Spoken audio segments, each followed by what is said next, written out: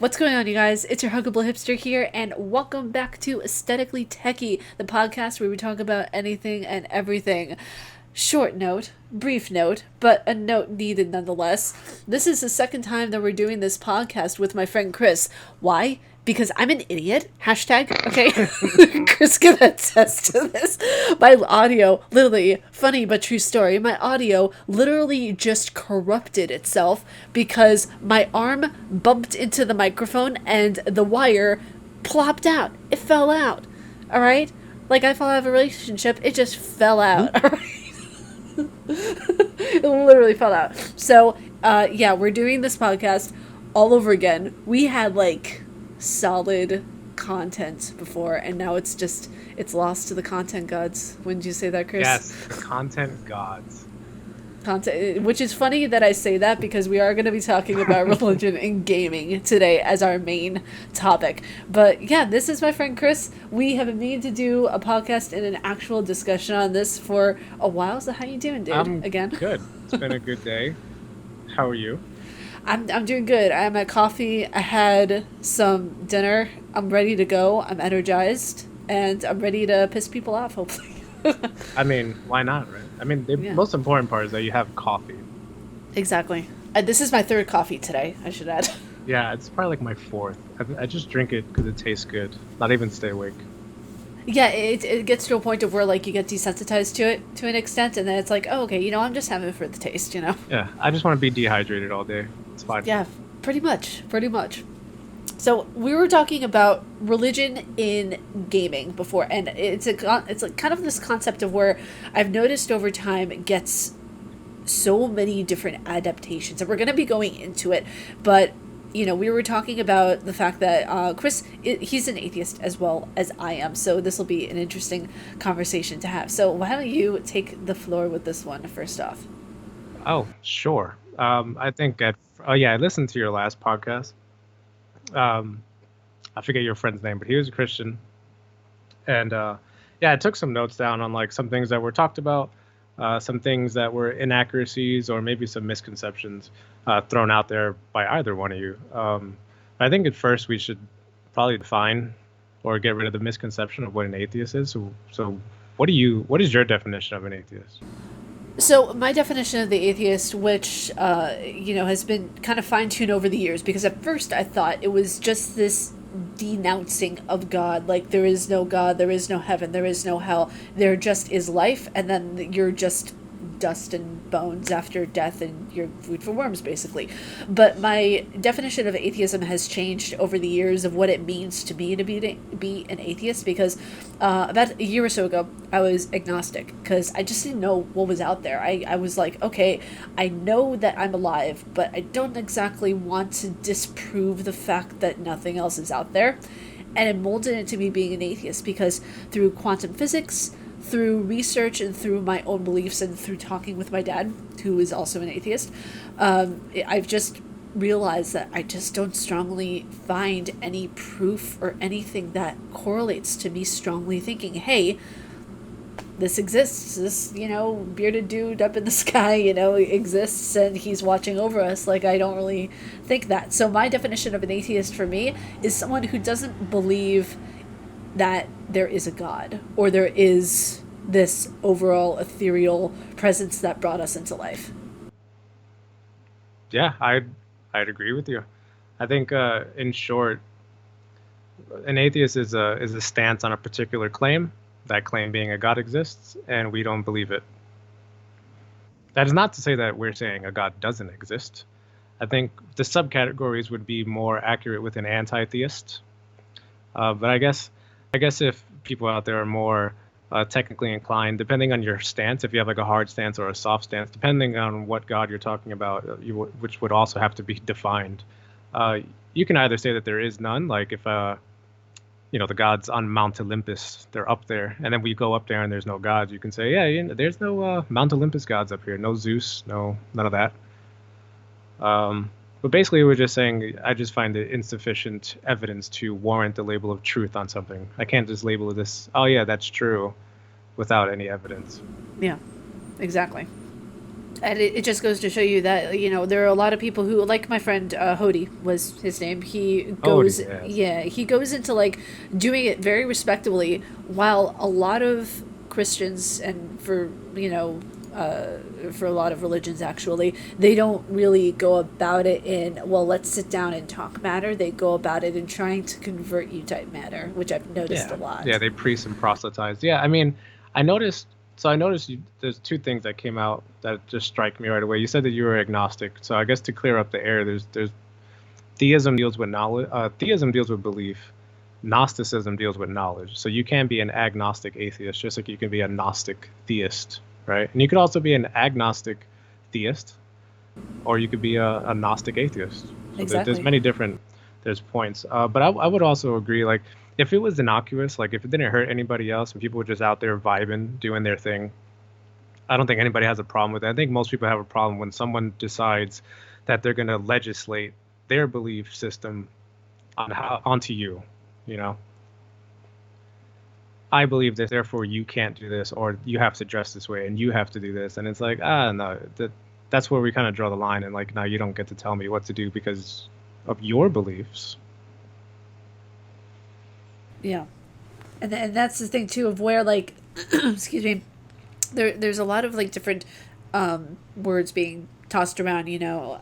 Someone who is agnostic, someone who is atheist, someone who is all of these different things, and people don't really look at the. It's something that I was talking about last time, of where like people throw around these words without knowing their definitions. And I feel like if people knew the definitions, they most likely wouldn't be the thing that they're claiming to be in a way. So, like, for example, a friend of mine I had in college, she said, "I am an atheist through and through." And I was really skeptical about it. I was like, "Are you sure?" Because she was the most like religious person you would have met ever, and I asked her, "Well, what made you come to this conclusion?" And she said, "Well, I don't like the idea that people get to share their beliefs with me, and I don't believe them." I was like, that's not exactly what atheism is. You know the definition of the word. Then she looked offended when I asked her what the definition of the word is. And I was like, atheism is just you don't believe in a God and you don't believe in afterlife. And she was like, but I believe in Uh, afterlife. well, And I was like, if I can interject, I would just stop it right at I mean, true, there's definitions, but it's more so like words have usages, right? So like if you look in the dictionary, it'll have like usage one, two, three, four, like many different ways you can use the word. Uh, I think I would just stop at not believing in a God is what an atheist is. It has nothing to do with whether you think an afterlife exists, right? Because there are many atheist religions, which I wanted to make a point of before when you said she's the most religious person. You can be an atheist and also have religion. There are many religions that don't believe in gods, right, exactly. right?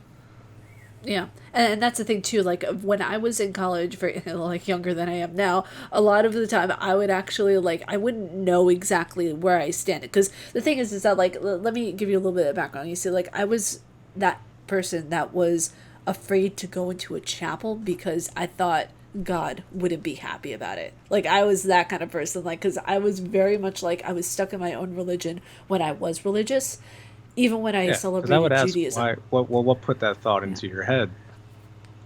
Oh, school, because of like the what was it of the religious training that I did get when I was a kid, when I went to Hebrew school, and they would say like, you guys are not allowed to go into chapels, you guys are not allowed to go and practice any other faith than Judaism, and it made me terrified.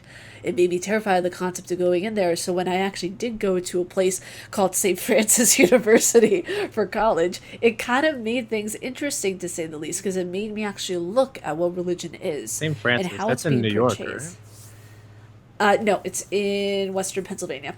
Oh, because there's also a St. Francis in New York. Okay. Um, Oh, okay, interesting. Yeah, so it made me really look at things, and it made me really understand that there are so many different facets and there are so many different bridges. Because, like, I used to be uber religious. I used to be, like, I would go to shares of the word, I would go to Mass, I would go to different prayer groups and Torah studies and even Bible studies back when I was in college during my what was it freshman and sophomore year. And then after that I became agnostic, and so many people thought that I was abandoning kind of being a Jew for Jesus, which I find hilarious because Jesus was Jewish. No So it's way. just, yeah, I know, right? Oh It's man. so shocking. And it's just, it's so like, there are so many people who tried to convert me, and there were so many people who tried to discuss with me. And, I don't place any blame on them whatsoever. That was their journey, that was what they were focused on, everything like that. But when I came to be the time of where I decided to be an atheist, that's when people had a lot more to say, because people saw it as a phase of being agnostic, but they see it as more of a finite thing when you're an atheist. I understand. I every time you say the word agnostic and atheist like separately, I cringe. I'm like, ugh. Exactly. Because that's how people see it. They don't see it as these different types of concepts. They see it as just words that have separate meanings, and that's it. Yeah. I mean, I would also probably go as far as to say as most people are pretty lazy, or complacent, Yeah. right? So they're not going to go out of their way to learn anything new,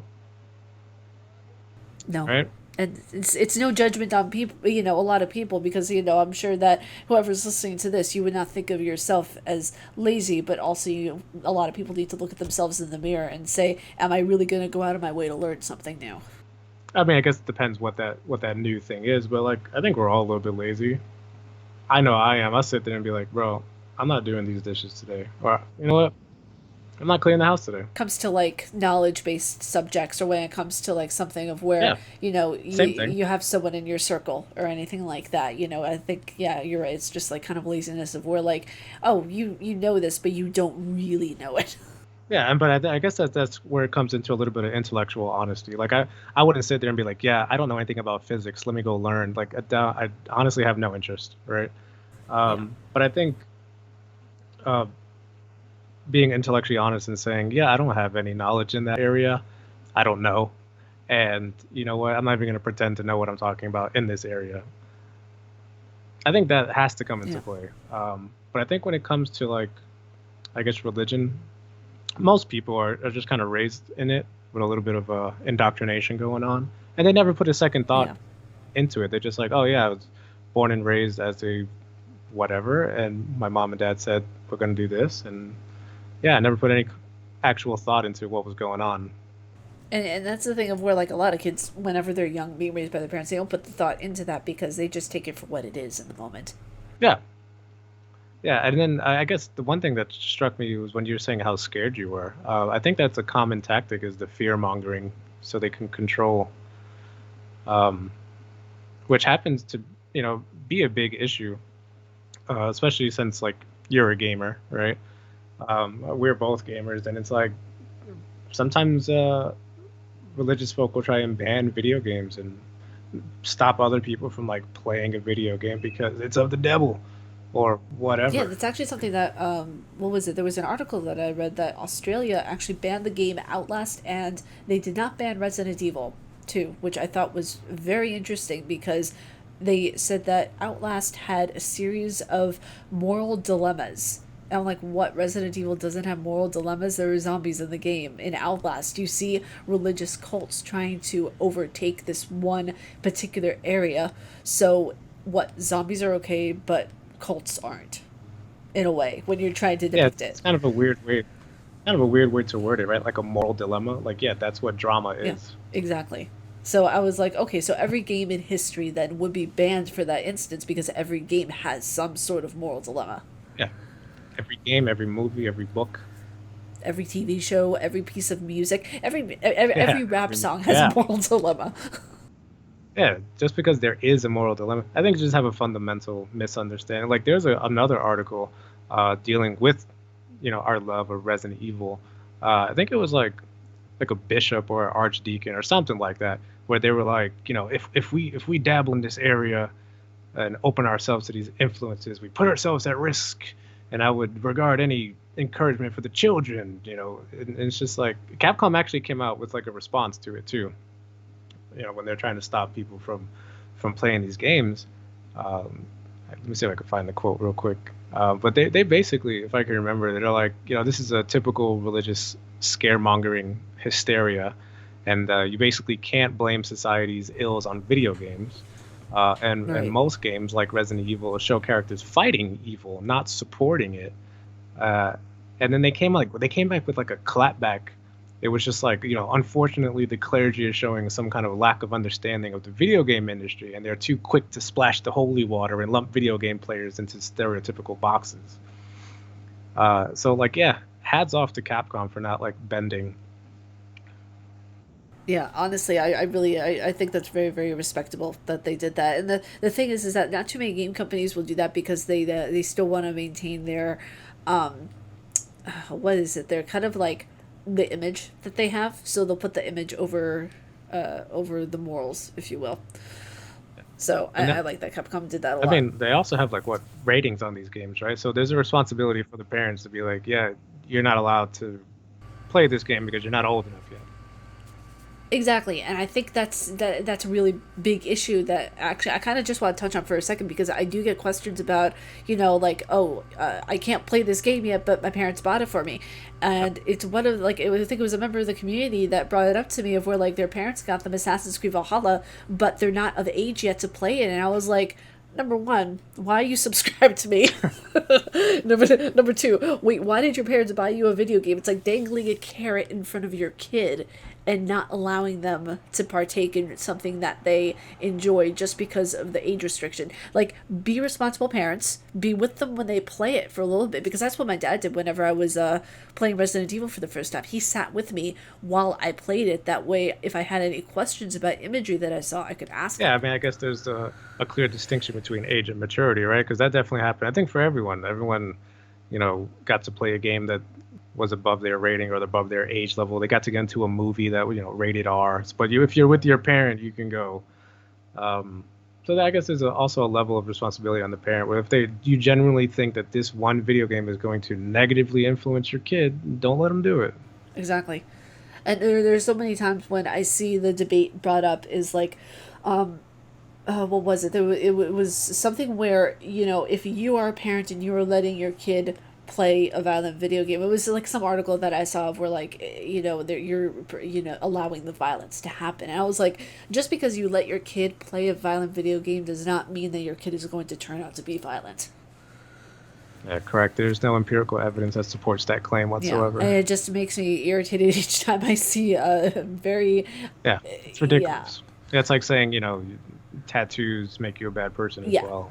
Whatever. It's just unfathomable, because, to go back to what we were saying about some of the religion in video games, I feel like a lot of parents have that kind of moral dilemma too. Like, do I let my kid, who's having a very malleable mind right now because they're young, play this, or do I keep them from that part of life? Because we see so many kids who aren't able to play Zelda, or they're not able to play, like, Assassin's Creed because their overly religious parents won't let them. Oh yeah, correct. There's plenty. I've come into plenty of contact with people who come from religious families who can't watch Harry Potter, read the books, any of that stuff. Yeah. No sorting hat for you, cuz. Yeah, exactly. It's going to be the sorting hat of Jesus. Oh, sorry. I'm just going to shrink into a hole and escape from all religious friends right now. So, to go into one topic that I was actually intrigued by, and I did some digging on this because I was thoroughly curious about it, was the connection of the religion between religious concepts and Assassin's Creed Valhalla. And this is something before my computer decided to be a complete twat and poop out on me that we were talking about before. Do you say Valhalla because you were raised a Jew? Valhalla. Oh, Jesus Christ. I swear everything unholy. He was doing this before we started recording. He's gonna start this shit with me again. Valhalla. Oh my God, Tiffany. Did you know that Valhalla has carbs? How many carbs does it have, Valhalla? 69. Why 69? It was the first number that popped into my head. Of course. Oh my God. I have a very dirty mind. For anybody who doesn't know me, I'm such a pervert. I look all sweet and innocent on the outside, but I'm really a pervert. Ew, perverted. Oh my God, Tiffany. No. See. So, question: did you play as female or male? I played as both because I wanted to see how they were going to combine the characters, and it ended up just them doing female throughout the entire game anyway. I was like, Why did you say you were gonna switch up the gender if you didn't actually mean it? Okay. I played as a female. I always play as a female. Okay, yeah, because we're just badass. That's right. Yeah. I also would rather just stare at the female the whole time, but also most females in video games are overpowered. I mean, it's true in real life too. No. Ah, yes, the true goddesses of the world. Yeah. I picked female Eivor, and I'm like, I'm off to the races. Yeah. I got no time for this. I need to go. I guess it's probably like the speed runner in me is like I need to go. But it was cool to be like, when you have like that first kind of like vision of Odin. That was so cool. I really thought that was. Oh my god. I'm such a Norse mythology whore because whenever I go into any game that has any bit of Norse mythology, it already encapsulates me. Hell yeah. I mean, Loki, Bassam is Bay. Bassam, he was a cool character. I felt betrayed by Bassam because that was the first experience I had of the character himself. Because I know that he's like, kind of like, from what I gather, he's basically like a reincarnated character every time in each Assassin's Creed game, basically. So you have like different versions of him throughout each one, if I'm saying that correctly. But throughout the game, one thing that I noticed heavily was the kind of relationship between church and state, of where they had this concept of where it's loosely based on true events, but they can't actually say loosely based or else people will start a shitstorm and everything like that. So they say, oh, it's based on events that happened, but they didn't really happen. Wink, wink. Oh, they happened. Yeah, we know they happened. And people got blood eagled. We know this. We wouldn't. I can't even imagine what it must have been like living back in that time when religion was so powerful over people, and yet people also thought that witches existed. Well, yeah. I mean, it was more of like a theocracy at that point, right? Yeah, exactly. So makes sense that they put everyone to the sword, and they're like, "Hey, worship this god, or you die." Yeah, it's Like in the trailer. If you watch the trailer, that's like you have what the that king does that whole like monologue speech about how these godless heathens come into the land, and they only understand one language, which is like violence, and then they contrast that by showing like the Vikings being like loving to like their family and stuff like that. Not to say that what they did was right, pillaging and all that it implies, not a good thing. But it's two sides of the same coin because the other faction was doing the exact same thing. No, but it is cool to see like the gods portrayed in these video games, such as like Valhalla or God of War. Yeah. Where you literally go off and murder a bunch of gods brutally, and it's awesome. What other game had? I think Prince of Persia, right? You fight against Ahriman. Yeah, that's true. Right? You have what's another one? I guess the other like all of the Assassin's Creeds have some faction against Christianity, but although they don't say it. But you are fighting against the Templars, right? So Altair in the first one is the Crusades, right? Muslims versus Christians. Elder Scrolls, it's kind of like D&D. Well, the Elder Scrolls has like a bunch of in-game religions, and you actually like partake in that conflict between like the Talos and the other one. I forget the other one. Yeah, I remember hearing about the Talos in Valhalla.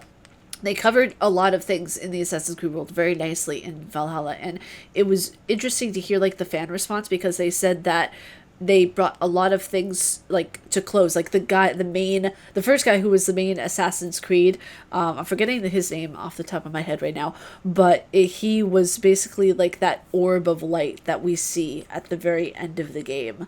And I was like, yeah, there's a whole like lore of craziness in Assassin's Creed where insane. I think it's like all similar themes, right? It's like a plot twist type deal. Yeah. Where they get you into this like false sense of security that, yeah, I know what's going on here, and then they twist it, right? Yeah, and I found that so intriguing because when I got to the very end of the game and I saw like her, like what was her name? Layla coming out of the Animus and trying to figure out things in the real world with Bassam, I was like, wait a second. So she is seeing Bassam, who is basically Loki, and she has to go back and she is doing all this research and everything. So there's kind of like two storylines in one. Well, yeah, because you have the reality and then you have like the Animus. But the way they did it in like the first game is You didn't know there was an animus. You just played as like Altair, and then it was revealed that all of this is a computer simulation. Yeah, which I looked at the lore and everything on the backstory for the first game, and I was really shocked to see that, like, it's so in depth and they put so much into it that I was like, how do they make a linear storyline? But they make it and they do it, which is impressive. Yeah, it's really cool. It just reminds me a lot of like, I guess the theme, to stick with our podcast theme of like, we say religion, but it's really just like belief versus like non-belief or Exactly, whatever yeah. have you. But the Matrix does the same thing. You know, like when Morpheus like, do you think that's Yeah, air you're breathing right now?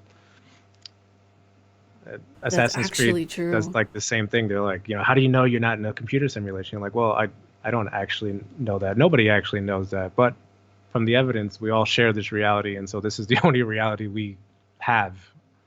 We don't have evidence of another reality. We don't have evidence that there's like we're in a computer simulation, for example, That's true. That's right? true. It's kind of like having the rose colored glasses on. You don't really know the actual reality of it, you only know the perceived reality. Yeah, and so that's all we can base it off of, right? There's also another example that I thought of whenever I was playing Outlast. We can bring that game in as well for a discussion for belief and religion and everything. Have you played the Outlast games, by the way? I haven't played them, seen plenty of speed runs. Okay. Of where, yeah, because a lot of like cultist ideas are brought into the game. Of where they're more so brought into the second one, but I think they were brought into like this concept in the first game of where like there's this thing that you can't see, of where it's kind of controlling everybody, and they made it so kind of like obvious to an extent that this thing was a god, but it was a biomechanically engineered sort of god that was controlling all of the workers. And then in the second game you have more of a clear definitive thing of, oh, this is a cult shit. Ah, yeah, very what's his name? My brain. I have a horrible memory. Alan Wake. No, I'm thinking of a writer, H.P. Lovecraft. Very Lovecraftian, Oh yeah. with a bunch of different cults and worshiping of like Cthulhu and bring about the end of the world and stuff like that. Oh, Um, Cthulhu. yeah, but there's like plenty of cults like that. Like our beloved Resident Evil has Los Illuminatus from Resident Evil 4. They worship Las Plagas. And I never understood like why they didn't bring that back after four. Like it was only in four, and then they got rid of Los Illuminados. I was like, why? Why? That was actually a good theme that they had What? going. Maybe it was only like a thing in where were they? Spain? I think they were, yeah. Maybe it's only a thing in Spain. You know, us Spanish people love worshiping things. If you're watching this on YouTube, everybody, please, if there's a Los Illuminados, comment down below. If you have a Please. Las Plagas head, send the selfie. Also, if you can, I'm so sorry. Please send me your doctor's bill and I'll pay for it. No, I'm just joking. Get Flashbang that them. thing removed.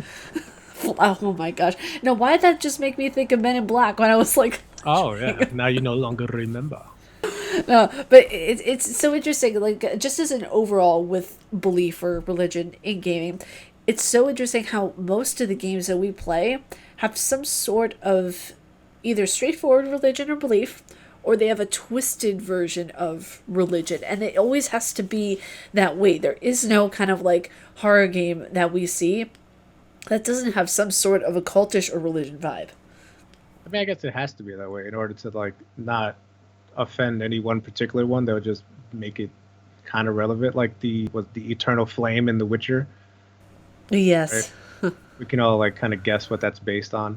But I think it's just the ideas of belief and non-belief, because no amount of belief can make something true, right? And no amount of belief can make something not true, right?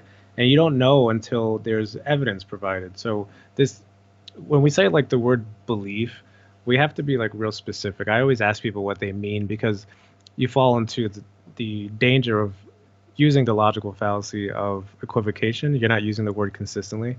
So sometimes people can say like, "Oh, I have belief in myself," and really they're just saying, "I have confidence in myself," right? And here's all the reasons why. Or they say like, "Oh, Exactly. I believe that you'd pick me up from the airport if I showed up," and really they're just saying, "I trust that you would pick me up from the airport." but they don't actually know. And same thing in video games. So when there's like a mystery, or like in Little Nightmares or Resident Evil, where you have a trust with like Wesker and you have a trust with Six, and you gain this trust over time, and then the betrayal happens at the end, which is why it hurts so bad. But no amount of belief thinking that, oh, she's gonna catch me, she's gonna pull me up, and we're gonna get out of here together at the end of Little Nightmares makes that true. Yeah, right? exactly. It turned out that it wasn't. She caught you, she looked you dead in the face, and she was like, "Bye, bitch," and she dropped you. Yeah, exactly. And also, I'm going to be putting in the title of this podcast, warning, Oh, hella spoilers. spoilers, yeah. It's one of those things also with Little Nightmares. I'm glad that you mentioned that, because whenever I played the second game and I saw like the camaraderie or lack thereof camaraderie with Six and Mono, it really kind of reminded me of how people will fall blindly into faith, and they'll fall blindly into trusting someone, not knowing who they are, not knowing their background, and they'll fall into kind of like this downward spiral, and 9 times out of 10 doesn't really end that well. Yeah, I mean, I guess that goes right back into like your critical thinking and your standards, right? Just because someone says that they're from some place doesn't mean that they're trustworthy. Like if the guy is like, "Oh yeah, I'm from the church," that means you can trust me. That doesn't necessarily follow, right? Just because they're from the church doesn't make them trustworthy. And just because so and so says, "Oh yeah, I'm from the BSAA," if you're Resident Evil, doesn't make them. It doesn't mean that it's true. First of all, they could be lying to you, right? Uh, but it tells you nothing about whether they're a good or bad person, because Wesker is from Stars, and he turned out to be a double-crossing double agent. Yeah, exactly. And that's the thing of where, like, I almost thought the same about Barry, too, because he was holding so many secrets in the very first Yeah. game. But then you knew right away that he was, his mind was being mentally held captive by Wesker, which we can also bring back to belief for people's minds. And this is just my opinion. So please, nobody get angry at me in the comments. But I feel like a lot of people's minds kind of get captive in the same way with religion, because it is a mental crutch, I think, for some people, just the way Wesker is kind of like this mental crutch for Barry to an extent. So, in a way, I kind of see how, like, a lot of ideals and different concepts can be played out realistically in a video game, because people are seeing those brought to life. Yeah, I agree. I agree. But I think I like to stay in the more, I guess, open side, not really delving deep into like the religious tenets and their rules and stuff like that, where a lot of these things can be discussed and these themes can be discussed without religion. Because I'm a big proponent of saying that there's nothing in this world that religion can do that can't be done by individual means. Right? It doesn't provide Exactly. anything.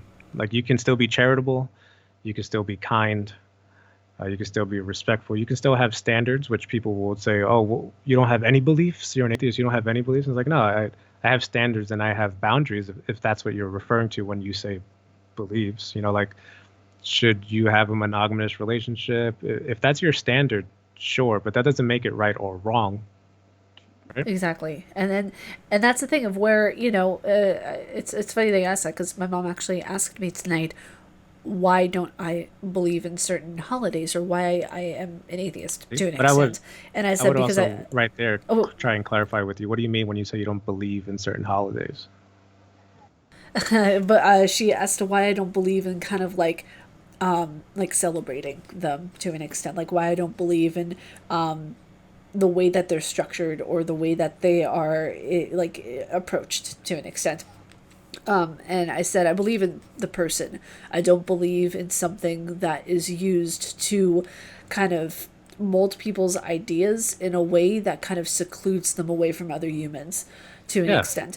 So for me, yeah, and I told her that, the reason why I'm an atheist is because I don't believe in God. I don't believe in this one thing that's going to carry me off into an Asgardian bliss, like I yeah. don't believe in Unless something of it's where I unless can't it's see it. Chris Hemsworth carrying me off, then he can carry me off. Okay. I mean, there's a lot there that we can unpack. Um, like when you're saying if you can see it, then you'll believe it, and then people would say, there's certain things that you can't see, and there's part like the air, for example, right?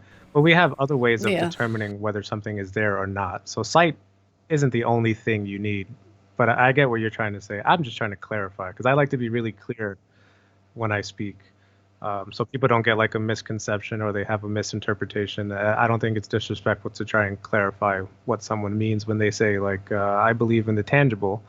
You know, I'm not trying to translate for you, so I would just ask again when you say the word believe in the tangible, it kind of sounds different than I believe in this holiday or have a belief in God or stuff like that. So what does that Exactly. mean when you believe in the tangible? Even the tangible, it just means that I believe that I can, like, I have a piece of paper in front of me right now. I can touch this piece of paper. I can communicate my feelings with another person. I can, see, like, their mass in front of me. Like, that kind of Got it. tangible, you So know? yeah, so that for me that just kind of for me that sits in the realm of knowledge. You know certain things, right?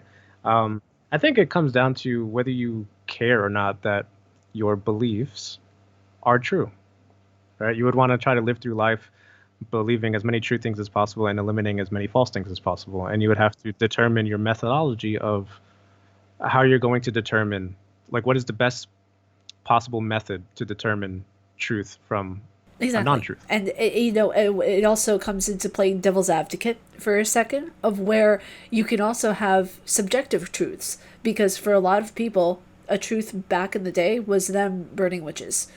That's why you had so many people who it was that's why you have reparations right now for people who were accused of witchcraft and they're getting funds for it and everything like that, their families are. See, I would say that something's either true or something is not true, right? And that's a universal thing. Perspective is different. So you can't see like their truth. I think it's perspective wise, they're justified in thinking a certain way, but it doesn't make it true. Like burning a witch, there are no witches, right? So you can't say, oh, I think for them they thought it was justified that they can burn a witch. Oh, so okay, I see what But you're saying. Okay, I got you. you, you Yeah. you know what I'm saying? Like it can't be like, oh, this is true for me, but not for you. And that's a weird like almost like a word game, right? You see, that's kind of how I was Something's raised, either though, true or because it's I was not. raised to in the instance of where like my mind is like, okay, this is subjective for another person, but it's not subjective. Actually, it is perspective. Things can be subjective. Like you can like a video game and I Yeah, cannot, right?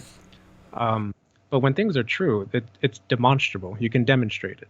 That's where you step into the world of Gnosticism and knowledge. Whereas if you believe something, it can't doesn't necessarily be able to be proven.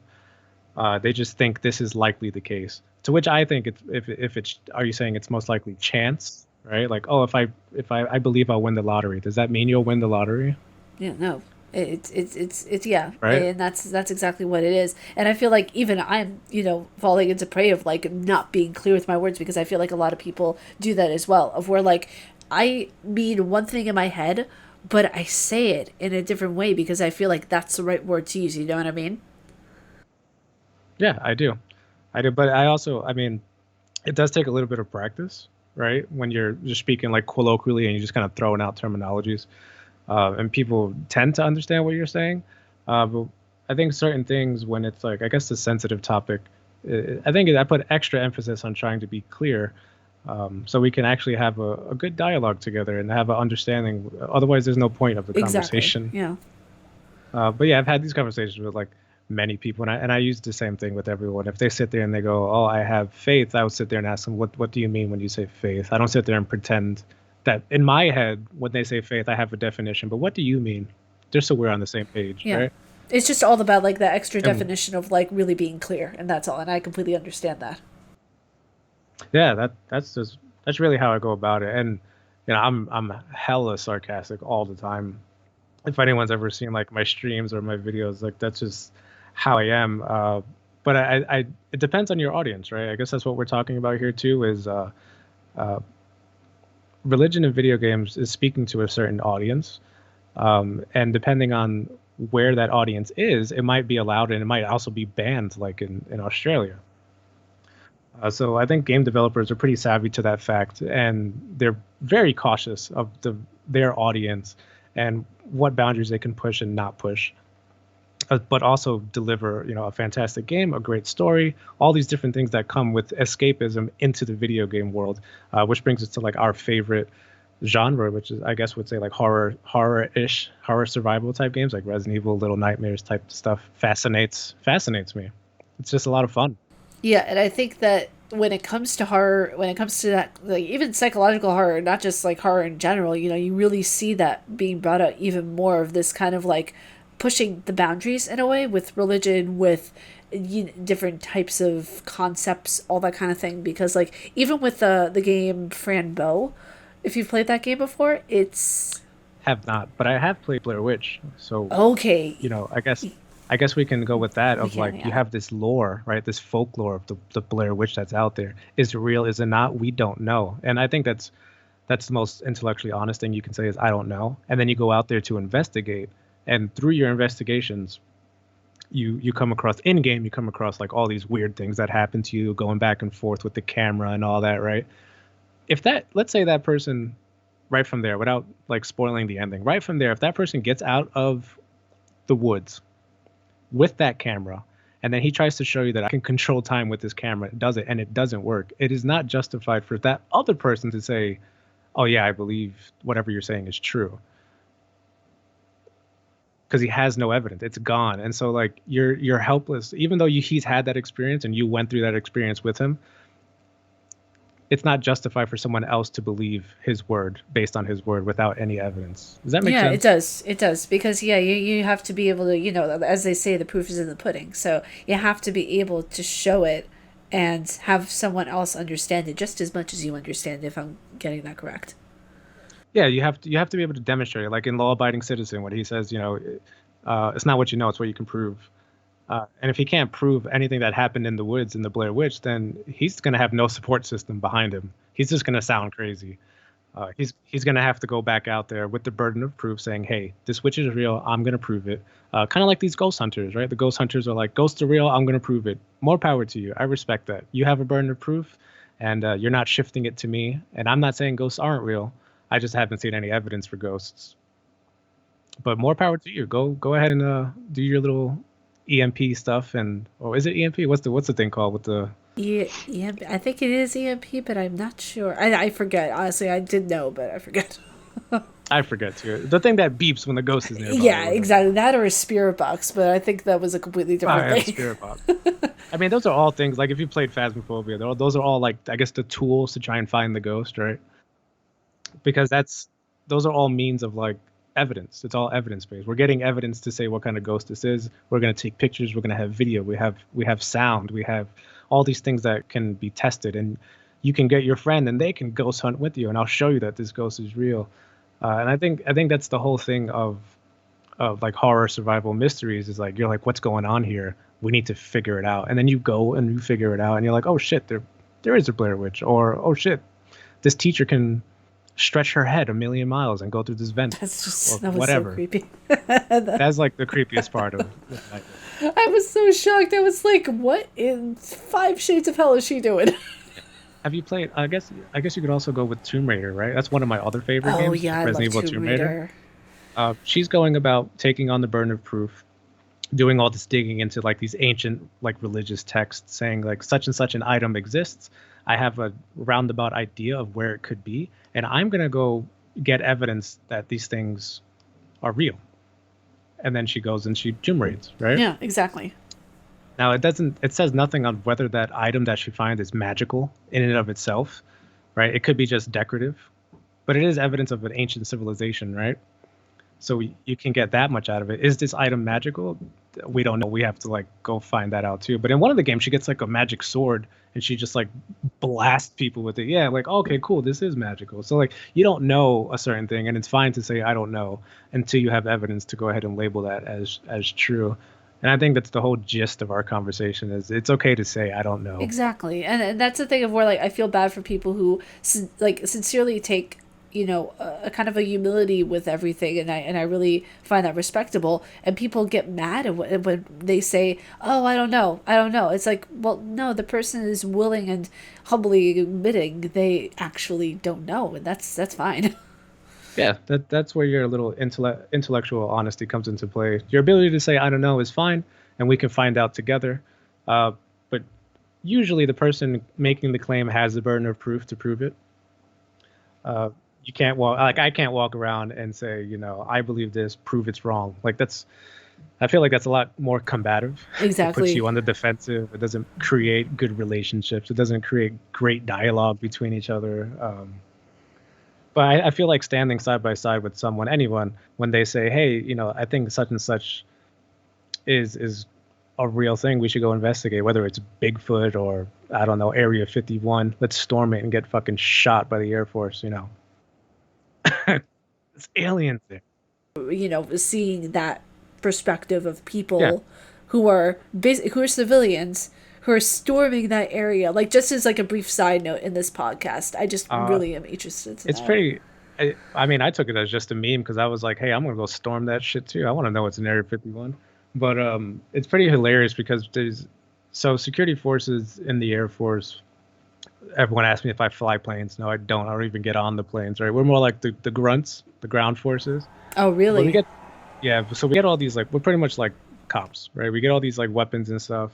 Um, and there's such things like out here in North Dakota, there's such things as a weapon called the Mark 19, and which is like an automatic grenade launcher.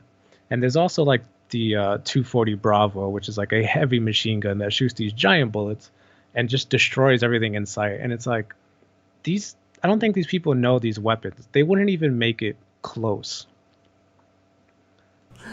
Oh goodness me! That just shows the balls of some people think that they can actually get into that area though. Oh, they can't stop us all. And it's like, well, we got like thousands of rounds of ammunition. Yes, we can. But I guess on another side note, after seeing what happened at the Capitol, I'm not too sure people have the balls to pull the trigger. Yeah, no, honestly, it's that's something that I can't imagine what your thoughts were when you saw that, but that was something that really shocked the living daylights out of me. It's unacceptable. I mean, my mission out here in North Dakota is to defend the nukes, right? We defend all the nukes and stuff, and we're authorized deadly force and all this stuff. And that's basically all we train on is preventing people from taking these nukes, right? And we come up with all kinds of what if scenarios and what if they did this and what if they had this kind of equipment? How do we have an answer for all this, right? Being preemptive. Um, so it's kind of wild to me that a group of unarmed people can just walk up to a place and just storm it when you had security. It's like, what's the point of your security? Obviously, it's not effective. Uh, if it was like if it was us in the military and that happened, all of us probably believe it or not, believe it or not, jail. Like we're all going to jail for not doing our job. Yeah, because it's a neglecting of your post. It's a neglecting of what your job is, and I can't. I honestly I can't imagine that entire thing even happening. Like that happening in January, that was mind boggling to me, and it looked like it came straight out of a movie. Yeah, it was fucking wild. And sitting there, like, you know, as we're sitting there in uniform, we have to pay attention because whether you like politics or not, if you're in the military, you're part of it, so you should know what's going on. Just like, you know, if you're part of this world, you should at least dabble a little bit in what religion has effect over because it does affect your world. It affects art. It affects architecture. It affects legislature. It affects people's thinking, the way they speak. So if you want to, you know, if you're a humanitarian, I guess I would assume that you are also a humanitarian, you know, for the betterment of people and just making everyone better around you, to include yourself. We look at these things to better prepare ourselves. So it was kind of wild watching that happen, and I was like, wow, this is awesome. Yeah, honestly, and This also is I going to do be have to. so good for us. It's such a special moment. It's really Ah, take it all in. we're just going to get more training days, and we're going to use this video as what not to do. And yeah, it was Yeah, pretty I do bad. have to say though, thank you for your service, sincerely. Like you know, My pleasure. it it's one of those things of where like you see so many things happen excuse me in the world, and that was one of those examples of where like my dad's an immigrant who came to this country from Israel, and he saw that happening and he was like, this is not the America that I know. Yeah, it was pretty wild to see that happen. Yeah, and a lot of it has to do with religion too, believe it or not, because a lot of the people, I mean, like, I'm Oh, for not a sure. Trump supporter, you know, at all. I know. You So for just have me, to look at whenever, it like objectively. Like, you know, people are running for presidency and they're still being like, you know, God chose me to be president. And it's like, what does, I mean, I'm pretty sure that there's a separation of church and state in America, or at least supposed to be. Um, but it's to get voters. Whether those people, so again, belief versus non-belief, right? Whether they say I'm a Christian and I'm running for president, is it to get the Christian vote, or are they actually Christian, right? You know what I mean? Uh, I don't know. I don't know what an actual Christian is either. I've heard that a lot of times. I guess we're touching on logical fallacies of like the no true Scotsman fallacy, which is pretty much pushing the goalposts. Like if somebody was to say, no girls are gamers, and you come around and you say, well, I'm a girl and I'm a gamer, and they go, oh, well, no real gamers are girls. That is the no true Scotsman fallacy, right? So for someone else to be like, oh yeah, well, no real Christian would do this, that's the no true Scotsman fallacy. There's a bunch of fallacies which I think people, I really implore. I'm a big facilitator of like, please look up what a fallacy is. It will help you drastically in your critical thinking and in the way you speak. But I guess to link it back, because although we can talk about politics all day, I really do enjoy talking about video games. So yeah, I guess to link this, let's go back to what games did we mention? We mentioned Resident Evil, we mentioned Little Nightmares, Valhalla, right? All those. Well, you have this like with Resident Evil, right? My favorite character is Wesker, who pretty much pulls the Kanye West, and he's like, "I'm a god," you know. But at the end of Resident Evil, when you find out that Wesker's this like double agent and like kills himself on purpose, almost to let that virus reanimate him, so he can become like this higher fucking powered being who can dodge bullets and shit. But up until that point, you had no reason to think that he would betray you like that, that he was a bad guy, that he knew what was happening all along, and he led his whole team into like pretty much a death trap, and he didn't expect them to live. Yeah, he was lulling everybody into a false sense of security. Yeah, because he's the leader of stars, and so why wouldn't we trust him? Yeah, it's fascinating too, because like when people play the game, for people who don't like, and there, there are gamers who just play the game for playing the sake of the game, and that's fine. But for those of us who like, our life's mission is to kind of, I say this kind of sarcastically, is to like really find the deeper meaning of video games. We kind of notice it right off the bat, because I know that to the untrained eye, it can be like, oh, okay, well, this guy's bad, obviously, this guy's good, this guy's in between, and you're only seeing like the base points of it. But there's so much that's put into a video game that I don't even think the writers intended on having happen. Like the connotations that we're looking at with Wesker right now. The fact that he is kind of like this embodiment of what belief systems, not even religion, but what belief systems are and how they can actually corrupt a person. Yeah, absolutely. And I'm still unconvinced that Wesker actually died, because I've watched him dodge too many bullets to get hit by a rocket launcher. Like he catches them things too. Like if you play the fifth one and you try to hit him with a rocket launcher, he catches it, and then you have to shoot the rocket launcher while it's in his hand. That boss battle, by the way, was not nice. I just want to say that it was rude. I did not appreciate it, and it could go to hell. Yeah, with his giant arm and his like. Yeah, no, I don't like that. Next, thank you. Next. Yeah, I mean, I didn't really like what they did with Wesker. I was a big fan of him just literally beating the hell out of Chris. At like any time he came in contact with Chris, he beat his ass. He did, but he also had Jill by his side for one of the times that he was beating his ass. So really, it was Jill and Wesker beating his ass. Well, it was like, well, there's also a fight where like Wesker fights Jill and Chris, right? And then he just basically throws Jill, but he puts the beats on Chris. Oh, wait, no, I forgot about that. That's true. Yeah, and then Jill grabs him and they both jump out the window. And then Chris and Jill bust through the door and they're like, Wesker! And he's just like, pieces of shit. And he like fucks them up. Yeah, he beats their ass. So that's the way you imitate Wesker. So, it's Wesker. You always were my best man, Chris. And then even in like Code Veronica, like Wesker shows up there, and then the old girl shows up, and he's like, "Hey, take care of my light work, Chris." And then he dips, and Chris is like, "Fuck, I gotta fight this thing now." Oh God, Code Veronica, please. That game messed me up. I'm sorry. Right? Was it Steve? Did Steve mess you up emotionally? It was not even the fact that, okay, Steve could go to hell. That was the worst character I've ever seen, alright? Steve was just, no, he was an annoying little brat. He can fuck off, alright? But that entire gameplay and tank controls, I cannot stand tank controls. I see.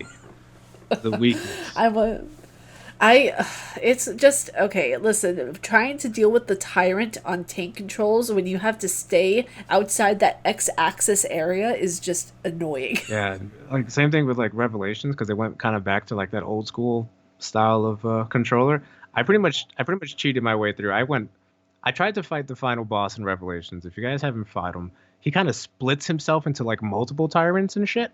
And I was like, this whole Yep. boss fight is bullshit. So what I d- and is Chris in that game? I think he is. And he's shooting and it does nothing. Right? And I was like, Chris, you're a fucking disappointment. Anyway, you run up, I ran point blank into the tyrant and then just spammed the dodge button while shooting the shotgun into his chest until he died. Oh, gosh. I cheated the system. I mean, there's always a way. There's always a way. That was my way because I was like, this is so impossible. There was actually a way that I figured out, and I haven't, like I said before, like I haven't played Code Veronica. I've seen bits and pieces that other people have played, but I haven't played the full game myself. For Revelations rather. And in Code Veronica, when I played that, it got to. Do you remember the part with the plane, and you had to like kick the tyrant off of the plane, literally? Yeah. And that part took me 2 days to finish because it was okay. I am no wuss whenever it comes to games, but that part gave me headaches Yeah. 'Cause then you had to whenever I like was you trying had to to get like it done. use like a box or something like that to like shoot him off the airplane. Yeah, Then there exactly. was the other like there's Yeah. I feel like they repeated that a little bit with like the Wesker fight scene in the airplane where he's like on the ceiling dodging Yes. bullets and then like there's a quick time event and if you mess up it's an insta death. Exactly. Exactly. And but you see that wasn't as annoying as the tyrant. With the tyrant, you had such little time before he pushed the box Yeah. back that you were And you dead. had like no room to like run. You're like, oh god, he's gonna kill me. The only thing that helped me was the fact that I know a little bit of code, and that's the only thing that helped me because whenever you do like have your barriers, how it's set up is like you have what is basically like your limit points of where the character can see you and where the visibility Yeah. is. So the character will see you, up, you're going to be attacked. But if it can't see you if you're on the outlying lines, then you're okay. So I Yeah. kind of cheated the You system have too with this one. Yeah, you kind of have to. And you're like going around in circles Yeah. with this guy all the You time, should. trying not to get in his field You of should vision. absolutely abuse game mechanics all the time. I mean, they make no sense half the time, but you know what? It is what it And man, is. I'm a speedrunner and that's what we do. We just sit there like, oh, there's a dash button. GG. I'm dashing through the I don't even want to. No, I can't. I'm sorry. I just, like, as someone who, like, worked at a game company and sees how they're actually made, I'm like, we built that yeah. level so And then many we times. just skip it. I want to go and cry right now. I hate you speedrunners now. It was I mean, but that's another case of like belief versus non-belief. If I told you, hey, there's a part in this game where you can just skip this whole thing, right? Yeah, You would either be like, it's true. no way, or like, show me, and then I would have to demonstrate my claim saying, hey, look, not only can you skip it, or am I claiming that you can skip it? Let me demonstrate how you can skip this. And anyone can skip it. It's easy. Watch this. You just walk here and then hit the roll button and you're out of bounds, and now you can just walk past everything. Exactly, and it's the same with what was it, Doom Eternal as well. Ah, the jump. If you have the scroll button, Yeah, jump. yeah, exactly. So like on PC, I think it's only for PC. I'm not sure if it's for console, but the glitch only works in PC. Where like if you hit the scroll so many times, you Yep. glide up and you go right There's through the that map. same glitch in Little Nightmares 2, by the way. I don't know if you saw that. Yeah. But with the Yep. huntsman, if you hide in the corner and you do that jump glitch, you will just skip the entire thing. It's magic at times because I'm like, oh my gosh, this is actually a thing, but also it's like, oh, someone's gonna figure this out and do a speed Yeah, but run. I think with the speedrun community is we play the game first, and then we speedrun it. So it's not like we're missing out on anything, right? Oh no, because you guys know the insides and outsides of every single game that you do. That's how you're able to do every single speedrun. But also, whenever someone like the untrained eye will see it, they're basically like, "How could you skip it all?" It's like you realize someone has to know Yeah. this game I so realize I've fucking played this well like in order to do 200 that. times, right? Like I know what's going on. Yeah, there's like it's cool because like there's a whole community where like for me to do a speed run, I would have to I have like a certain criteria. I have to one enjoy playing the game because you're going to be playing it a lot if you're speedrunning, right? And the other thing is, um, for me, sometimes I set there's like a speedrun goal, and then there's the world record goal that you can set for yourself, right? And it's pretty stressful if you want to hit like if you want to reach like the first spot in speedrun. You have to do strats. So when they have like fundraisers like Games Done Quick, where a bunch of speedrunners get together, they speedrun different games. They do the safe speedrun strat, which is still really fast, but it's not world record strat. Where if they ruin that strat, they break their time because there's like an estimated time. So, for example, if Little Nightmares 2 takes an hour and 15 minutes, it's like about the world record right now. I think it's like 114. But let's just say they say it'll take me an hour and a half. They're just going to do a regular speed run without the world record strat, just for safety.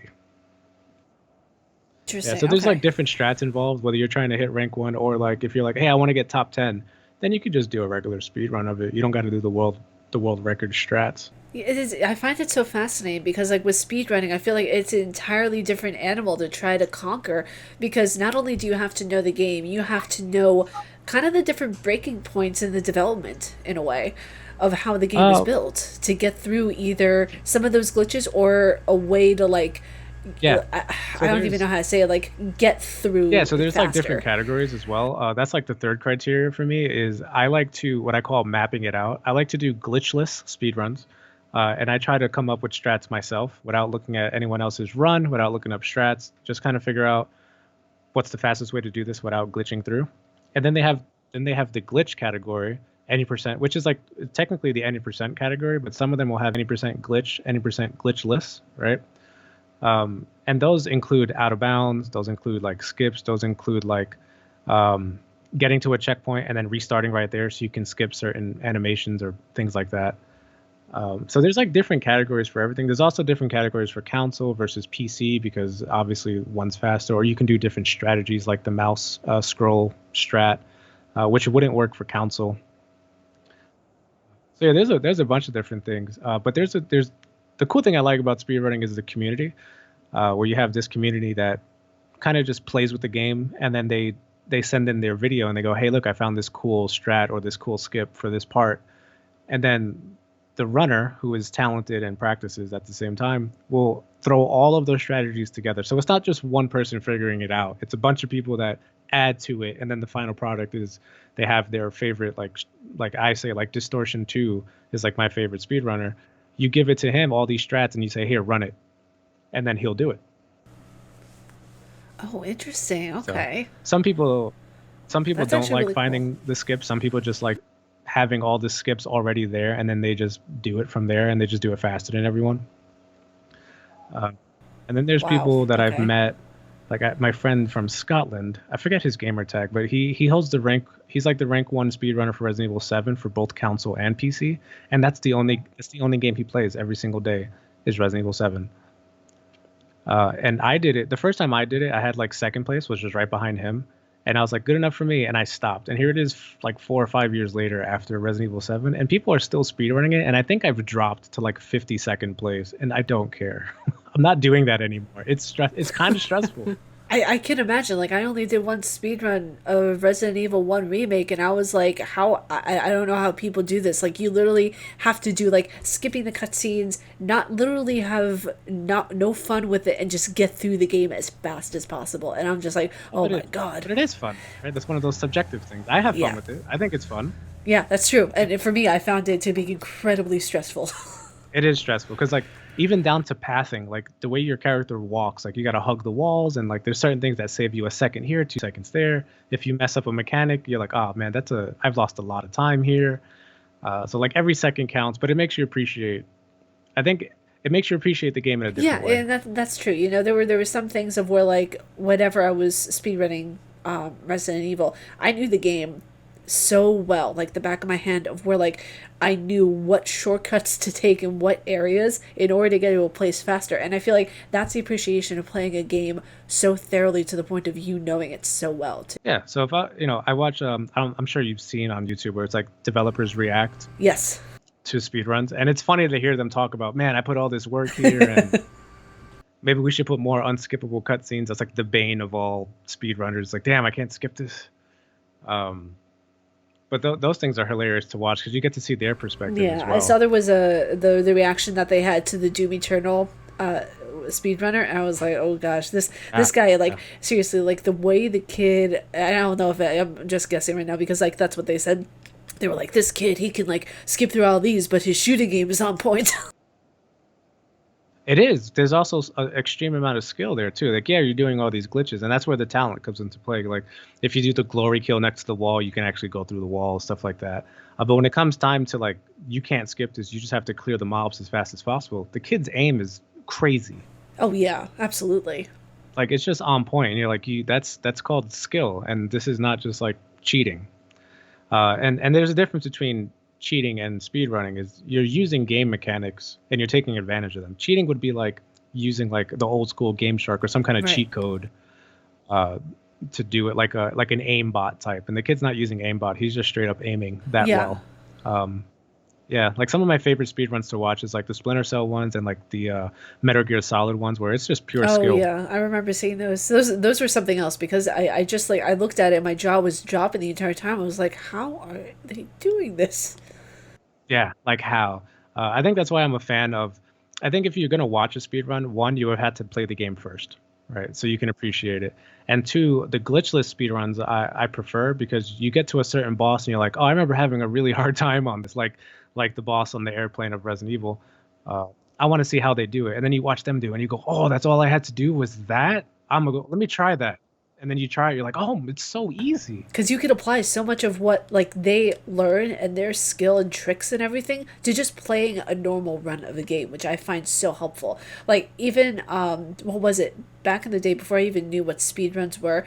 I remember Resident Evil Zero for GameCube. Whenever that came out, I saw that there were no more what was it, the save cards and everything that we had back in the day where we had to Memory cards, save our yeah. game. And I saw in my pack of like the GameCube thing in the case, I didn't have any more. So I literally played the entire thing in one go, and I didn't know that back then I was technically doing a speed run.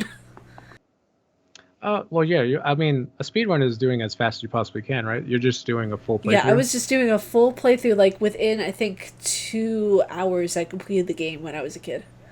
Yeah, that game's not that long. I remember like the first introduction, I guess, is in-game speedruns where like since you mentioned memory cards, it kind of brings up a little memory of mine that I'm just going to share with you.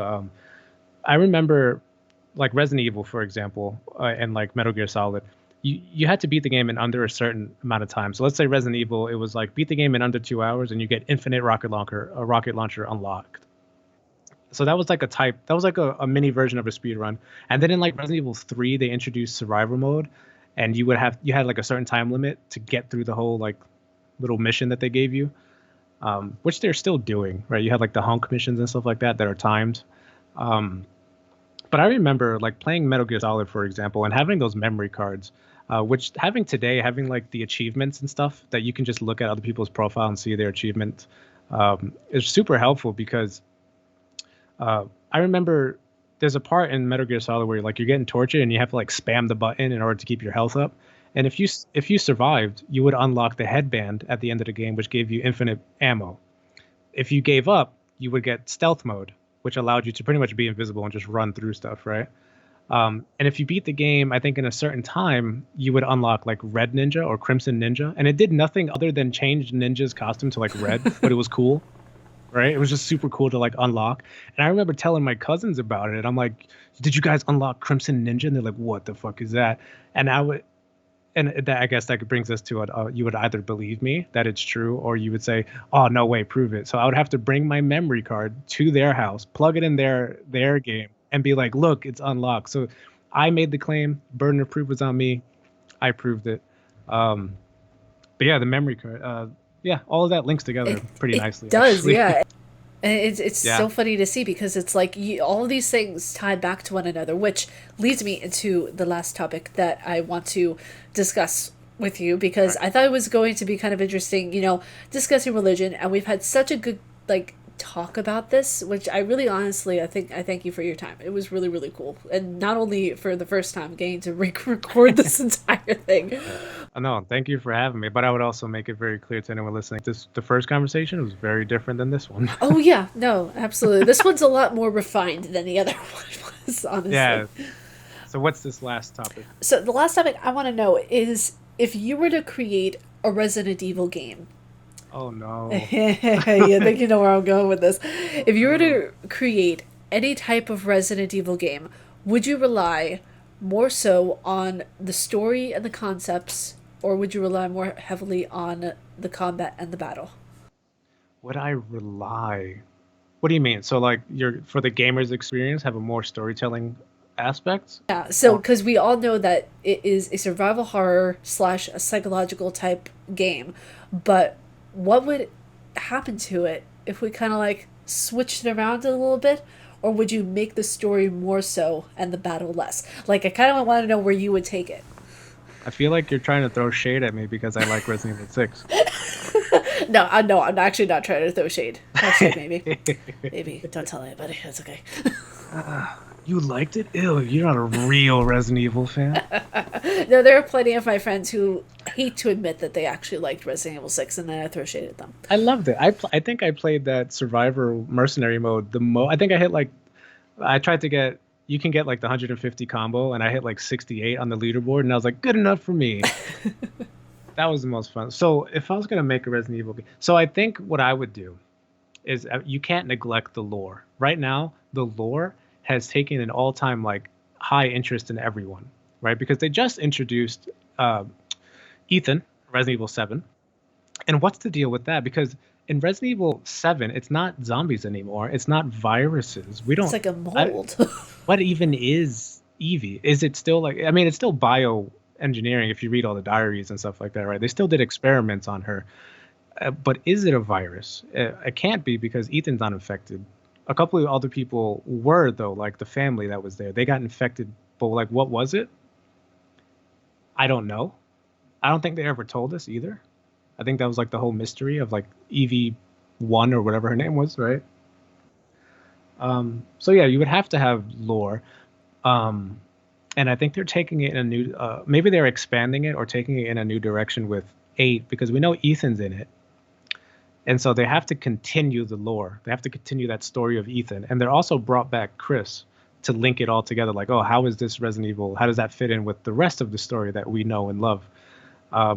So for me, again, I am a big Wesker fan. I would bring him back. And there is a little Easter egg at the end where you can hear his voice of Resident Evil 7. Wait, really? Yes, you hear Wesker. What? Wait, I did not even. Wait, hold on a second. Hold on. Yes. And there's the Easter egg of the weapon at the end being called. I think it was called. What was it called? It was called the Wesker, right? Wasn't it? It was called the Western. That I do know. I did not know Right? you could hear his voice. Yeah, there's like it's like a little laugh or a hum, and you know it's Wesker, right? So anyway, I would bring him back because he's such. To me, he's like. He is Resident Evil. Like you have like these stories, and I always think that there's always one character that is like the actual main, most important character that everyone kind of sleeps on. Maybe not your favorite, but like the most important. Like in The Lion King, for me, the most important person is Nala. Without Nala, none of the shit. He don't go back. You know, like he don't go back to become king. He just fucking Hakuna Matatas forever. But I would bring back Wesker, so I definitely have him in there. And he also belonged to an organization, so you can expand more upon that. I definitely want to. I have to have Chris in there. He's, I think, probably everyone's favorite. But then you've expanded. If you've watched like the CGI movies and stuff like that, you've expanded with Leon and Ada. I would also have Ada. I love her. I love Ada. But it would be a little bit more of both, but I think I'd keep the system. If I can choose a system, I think Resident Evil 4 kind of nailed it. Yeah, their combat system was pretty on point. Yeah, the over-the-shoulder kind of look. Because for Resident Evil 6 and 5, you can like do a lot more. Like you can sprint and slide through legs and clothesline people and pick them up, body slam them. They had the counter button, which I think is a big no-no. Anytime you have like a instant immunity button, it's not good for the game, I don't think. But yeah, Resident Evil 4, you can go back to, because you can still melee in that game, right? Like you shot him in the head and then you can like kick him, which was pretty cool. It was like a cool aspect to finally be able to melee people and like break down walls that are like clearly wood. And you're like, why can't I just shoot through this? You could in Resident Evil. You can shoot the locks. You can do all those stuff in Resident Evil 4. And bring back the more what's actually happening worldwide with Umbrella. Get back to like actual Umbrella lore, you know, because I feel like they're focusing more on like the monsters and stuff. But this all originated with Umbrella. So what's Umbrella's big plan? Like we know they want to make bioweapons. For what? Like for what purpose are they trying to make these bioweapons? We don't actually know. You can assume that they're trying to make like maybe a takeover and make like a little army, right? And take over through like force. But we don't know. We don't know what's going on with Umbrella. Who is actually working for Umbrella besides like William Birkin? I think like, you know, and Hunk and them. I think those are the only people that we know for a fact work for Umbrella. And then we have like these mercenaries that were hired in Resident Evil 3 with like Carlos and all those guys, right? Yeah, and the only kind of mention that we have of what the storyline really is in its essence is in Resident Evil 2, I believe, whenever you see Claire going through the files and stuff. Yeah, because Resident Evil 2 and Resident Evil 3 happen in around the same time. And then she wakes up with her like cool little skirt and then goes ham, gets chased by like Nemesis, which Umbrella made specifically to hunt STARS members. So they know who the STARS members are. How do they know? Is it through Wesker? Like I would explore more of that. I would kind of go back to the roots, have the main characters come back, not really expand upon adding more characters like Ethan and whoever else, right? And Mia. And just focus on the core cast and expand upon the bigger story of what Umbrella is doing and how this all kind of connects and the effect that's happening worldwide, which is what we know what the BSAA is doing with Chris Redfield joining them and stuff. And if you played Resident Evil Revelations, there's actually a couple more people that are part of the BSAA that you can be.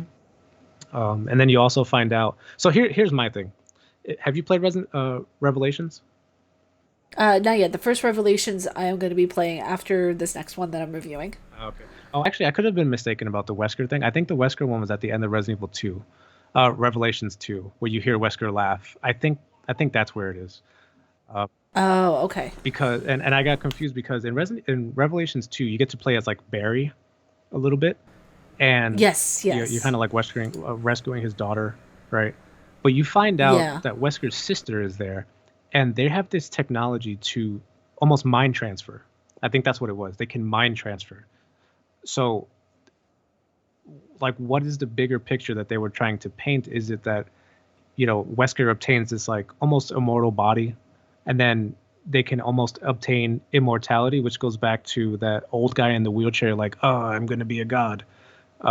Is he just going to mind transfer into a stronger, more durable body?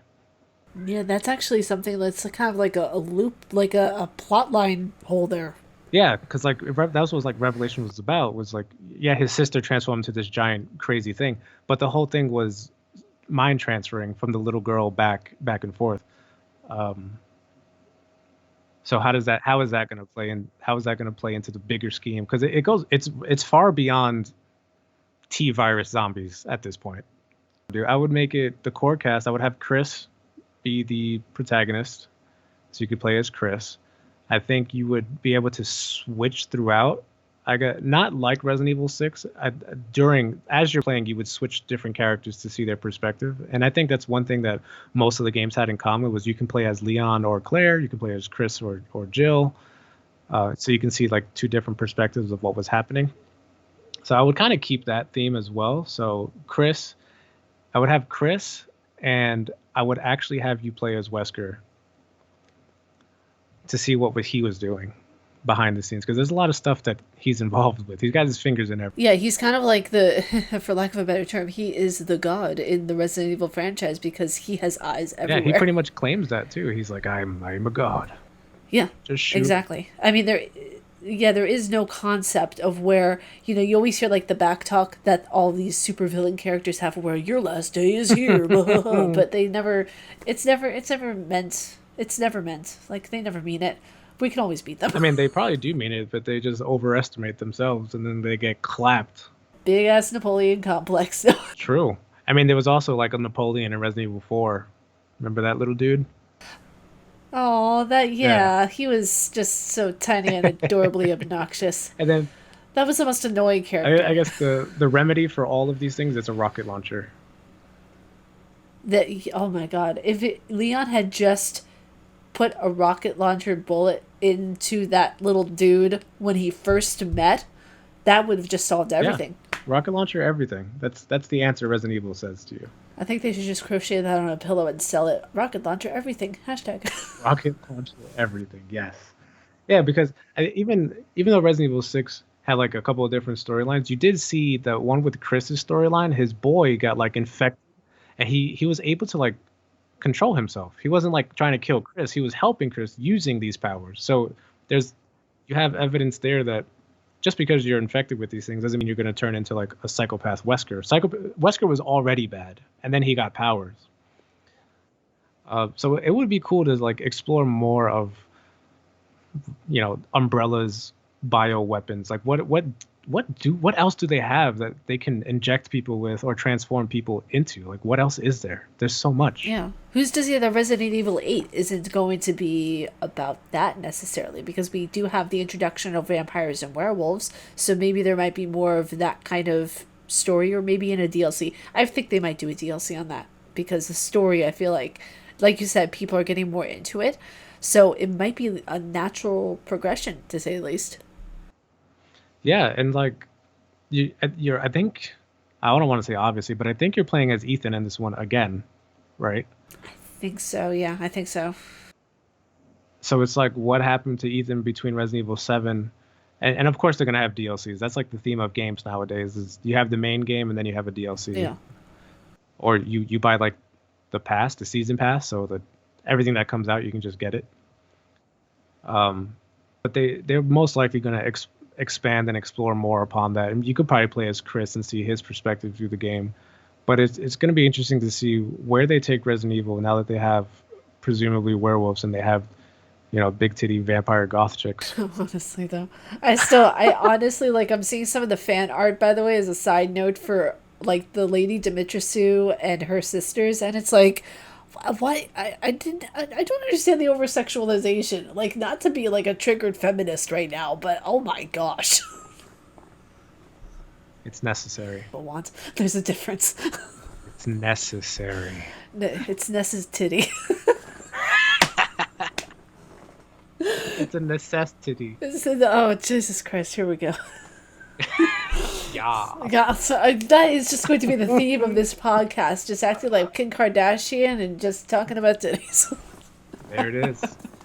What else do you need? I mean, that water, honestly, because we're thirsty bitches. Thirsty bitches in a gaming community with big titty vampires and people who really cannot tell the difference between there, and there. Come on, people. I'm shaking my head in disbelief right now. None of that matters right now. Oh, man. But Chris, I do have to say thank you so much for joining me on this. This was so much fun, and getting to hear your thoughts in religion and gaming, it was really, really awesome to hear. So I appreciate it. Yeah, thank you for having me. Invite me anytime you want. Absolutely. And guys, if you want to follow my friend Chris, you can follow him at his username, CrispyKills. Do you do streaming on Twitch or Facebook currently? Currently, it depends on if I do console or PC. If it's PC, I usually do it on Facebook for Crispy Kills Gaming, and if it's on Twitch, Crispy Kills. My name never changes. Crispy Kills is going to be me. Okay, very cool. Well, you guys can follow him there. And do you have a Twitter at all? I don't. I do have an Instagram, but it has nothing to do with gaming. So. Okay. Very cool. Well, I appreciate you being on the podcast. And you guys, if y'all like my face and what I do, please be sure to subscribe if you're watching this on YouTube and hit the bell down below because I make videos every Monday, Wednesday, and Friday. If you guys are listening on Spotify, please be sure to follow. I love you guys' faces. Thank you so much for all the support. And I will see you guys in the next podcast and or video. See you guys.